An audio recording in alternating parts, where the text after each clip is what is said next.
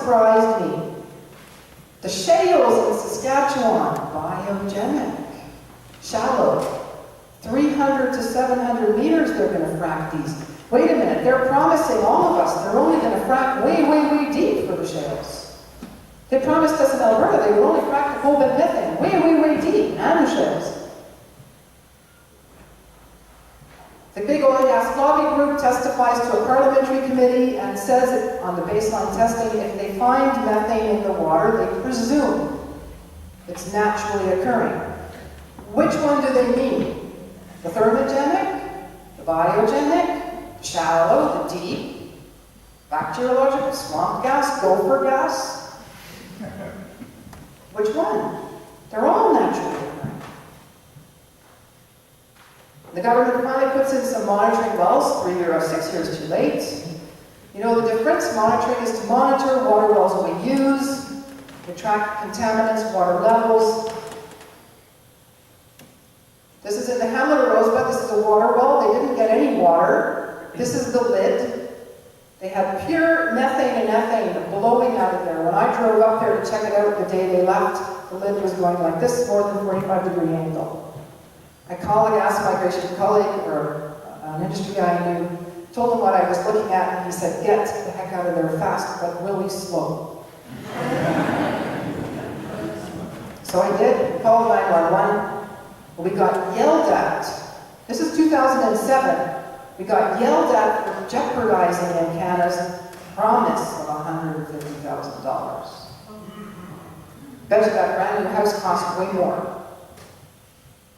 They haven't even given the money yet. It's illegal to vent gas the way they did. The investigator, our gopher mud sampling Wonder Woman, call, you know, whatever, avoid the data investigator was on that rig drilling our water well with a PhD from the Research Council. They just went home. They didn't put flagging like that. They didn't even warn the volunteer fire department. They didn't give anybody methane detectors. In 2006, I worked in the patch. I said, look, I'll give you a perfect environmental protection plan for this disaster. I'll give you a really good study to monitor the water wells and learn from this mistake. They didn't give any of us methane detectors, not even the volunteer fire department, and we were living, all of us, in danger. This is the well where they think we have 3 times the methane. There's the one that blew the gas. This shows you how close toddlers live. This is on a track where quads and dirt bikes, kids would play. The government finally agrees to a comprehensive investigation. They switched labs to a lab that detected the ethane but didn't fingerprint it. Why? Well, they knew it matched to Encana. So there's the records. The NA is not analyzed. See, some of the wells not detected, but the citizen wells detected but not analyzed. For the hamlets, they didn't even collect enough water. We get 40 to 50,000 visitors from around the world, and our best in the world regulator couldn't even get enough water to fingerprint the ethane. There's no time to go into this science. It's a fantastic field. These are the fingerprints. It's like they can figure out where the ethane is coming from by depth.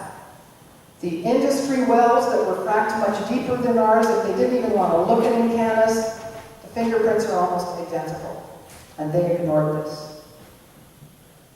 This is an industry presentation by the regulator. This is not my research. Factors affecting potential whalebore leakage. They now know that the more shallow zones, where usually the biogenic, naturally occurring, bacteriological methane lives. The lower, deeper, where the thermogenic is, less potential for leakage. No wonder they're finding biogenic gas in the water wells that are going bad. Bradford County, in your neighboring state, in Wyoming, Colorado, Alberta, Saskatchewan. They know now far more how our casing leaks. For your horizontal shales, surface casing vent flow gas migration, those are terms they use for figuring out wells that are leaking. They did a big test area. You don't need to worry about these. They've just combined the two here in this bar graph. This is the average. This is on deviated wells only. Those are the wells that go on an angle, deviated. The horizontal shales here, I believe, will be deviated. They don't get a good seal. 50% more risk of leakage. They were finding 50% of the wells, 50% more. The Research Council is retained to review the Gopher Mud water sampling. On one of their annual reports is this quote. Now you've got smart people here. They were reviewing Alberta Environment's investigation. And Encana is the company that did the fracking. Both of those agencies were paying the Research Council for research. It's conflict of interest. So I went public with that. There's the actual report. The Research Council pulled their annual report, removed the damning evidence of conflict of interest, added another year to the report, and put it back on the internet. 2007, December, I thought I'd already felt the worst I could possibly feel about myself. I found this report, Enemies of the State. A lawyer with the University of Calgary did a policy document for the government, misusing hearing transcripts and suggesting I'm an enemy of the state. I felt sick reading this. Prime Minister Harper has copied ex-Prime Minister Bush with his anti-terrorist laws. We're not even a state, we're a province. It should say enemy of the province. The Research Council, sure enough, they followed through on their briefing note from 2 years earlier. They blamed bacteria, bad well maintenance, E. coli. They never found E. coli in my well.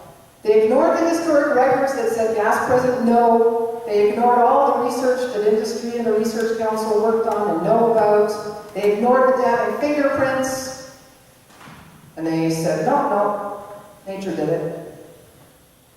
And instead of using those damning fingerprints, they used fingerprints on energy wells from 108 miles north that were fracked much deeper, and they said, no match. I still can't get the data on these wells, and that's public. Schlumberger is involved. The Research Council refused to release the data, but they used to blame nature to maintain accreditation. Labs must correct their errors and make them public, and they must release the data they make their conclusions with.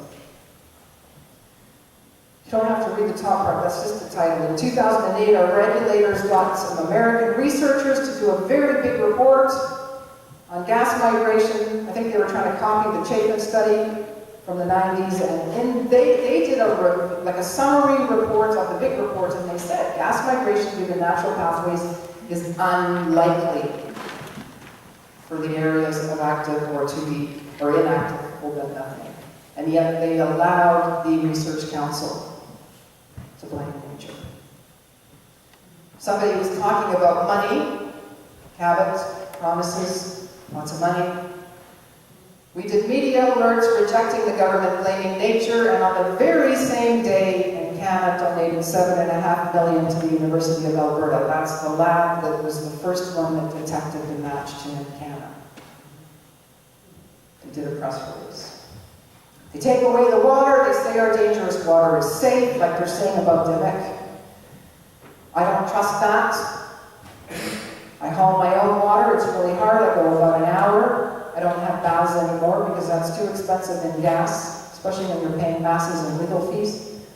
My little dog Magic gets very hot on the high plains, and when he sees me gathering the paraphernalia to go get water, he always insists on coming along. It's quite amazing, actually. I want him to stay home, it's safer, but no, he has to come along. I lost my laundry room.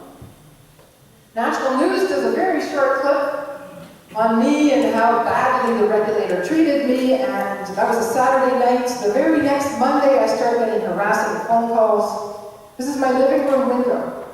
I love where I live, it's beautiful. This is the Rosebud River, goes through my land, here they are there. No, it's not President Obama or Prime Minister Harper. coming to apologize for what they are doing to citizens in the whole continent with this fracking. Wasn't the regulator. This is my yard, my driveway.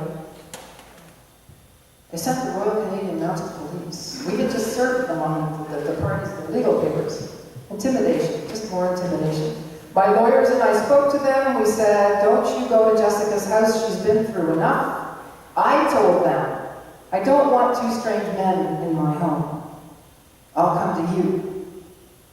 This was just pure intimidation. When he heard me, at this point he heard me taking pictures, because of course by now I trusted nobody anymore. And I'm absolutely embarrassed and will never be proud to be Canadian again. He says, you can't take our picture, we're undercover.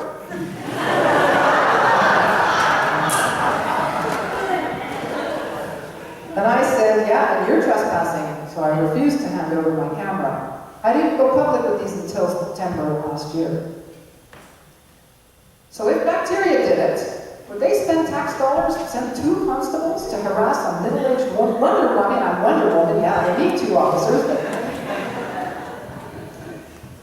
We knew that they had told the regulator they didn't know what their shallow fracks do in British Columbia in the Horn, which is what they're going to bring that same technology here. The deep horizontal shales. They have had 31 earthquakes and counting since 2009 or 8 when they began the fracking, I think 2009. They had, as of last, when they did this, 18 frac communication events. Now, as of November, they were up to 25. So on the deep fracks, the fluids are shooting up other energy wells. And they admitted to the regulator they don't know what their deep fracks are doing. Now, we have the best in the world in Canada. British Columbia is like Alberta. They got the best in the world too. June 2010, I know it's hot in here and it's a terrible story. I can't believe it's my story. Sometimes I kind of fade out because I still tell me when I get into shock, it's my story. I noticed the records that said gas present no on the government database are gone, including mine. Replaced with new and improved. They thought, I guess, we have Wonder Woman in Alberta, we got to change the data really fast. There's the historic I showed you, this is the new. It's 2 pages.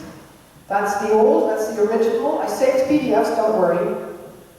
There's the new. It says gas. Did you encounter saline water? Gas. What depth? Blank. U.S. Congress investigates in Canada a whole bunch of companies. Did anybody ever hear what happened with that? I guess it got dropped, like everything else. And Canada gives finally their promised money 6 years later. They double it up. And then they add 50,000, I guess that must be the interest. And I thought to myself, we're going to read some really bad news about it in Canada very soon. And the EPA tells Pavilion not to drink the water. Now in Canada, it's providing drinking water down there, and Canada is an Alberta company. Yeah, sure, it says Duck Hawker, Canada, USA, yeah, but it's really a Canadian company. And they are not providing water to their own, even though their CDM technical briefing says they do. Dr. Carlos Mullenbucks reviewed the EPA's report and in Canada's shallow cracks at Pavilion and said that's almost negligence. 374 meters they cracked up below the surface. What do you call what in Canada did at Rosemont? I've never asked Dr. Carlos Mullenbucks, I don't dare.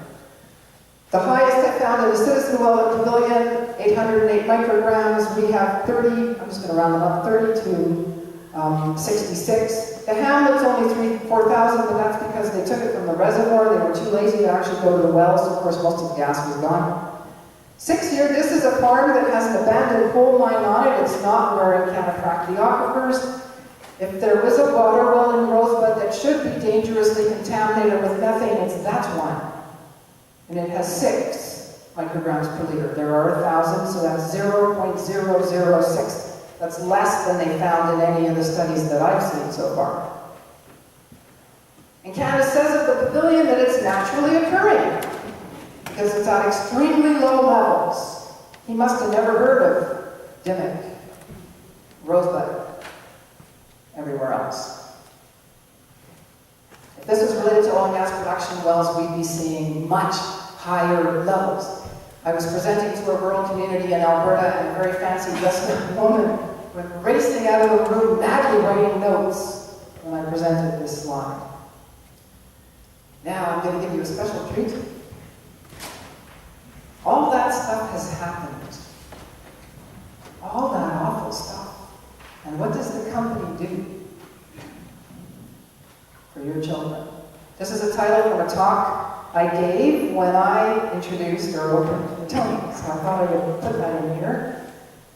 Encana calls their video, they did a cupcake video, they call it a Look Underground. I call it Encana Fracks the Blue Icing. And in this video, they have a bunch of children. Look at this little girl. These are chocolate cupcakes, that's lots of icing. There's your farm, see there's your cow. Some chick, you got a pig on your farm. And they have this straw showing that they only frack the shales way below the impermeable layer and the water. Well, my community in Canada fracked the blue icing.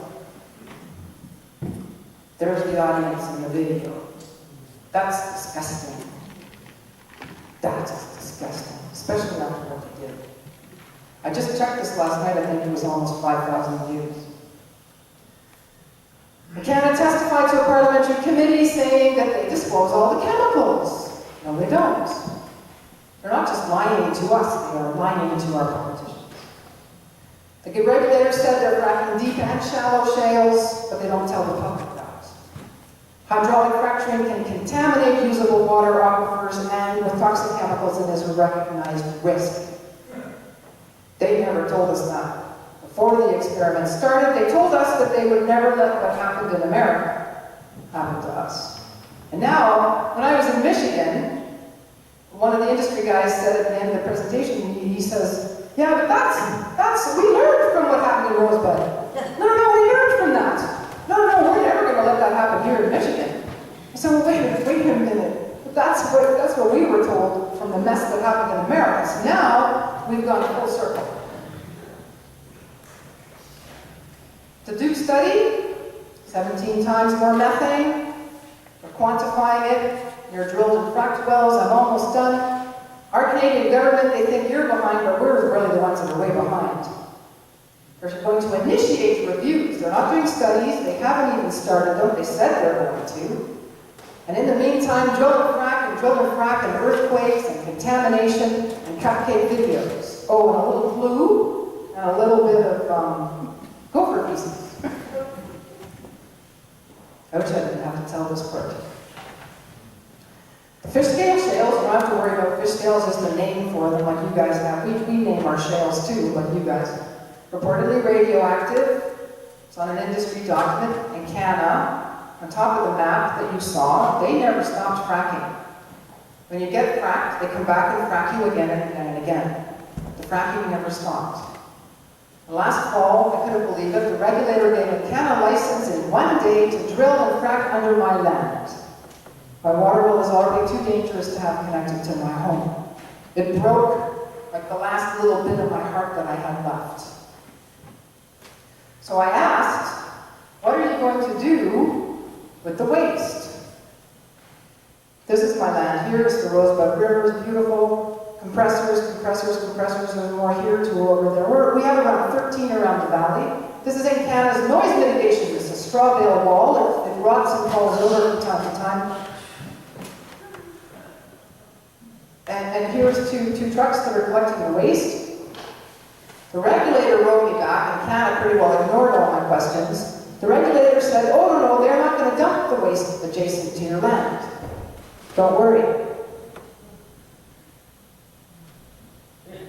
They just went half a mile over.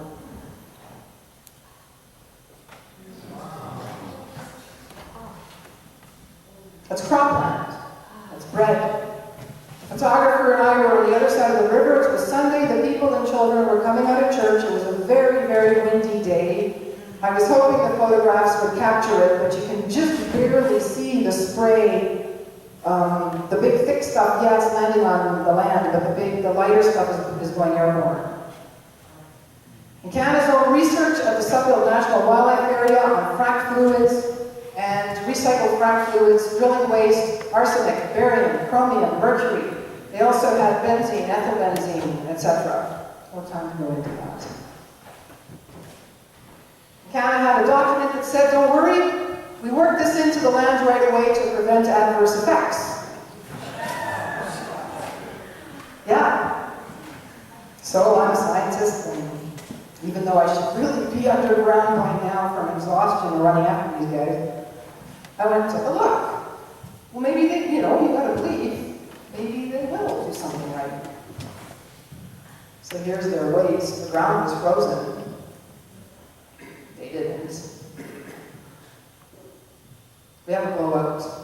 These are the things that really scare me. This is deep horizontal shale. This is not cold everything. Deep or shallow. Deep horizontal. It's an abandoned oil well here. We have 600,000 of these abandoned guys in Canada. That's the ones we know of. So a landowner is coming home from work, because the farmers in Alberta, they can't make their way either. So a lot of them work in the patch. It's tough for farmers. It's really tough. And he sees this blowing up in the air. He goes home and he calls the regulator, and they don't answer the phone. They don't even answer their emergency response phone.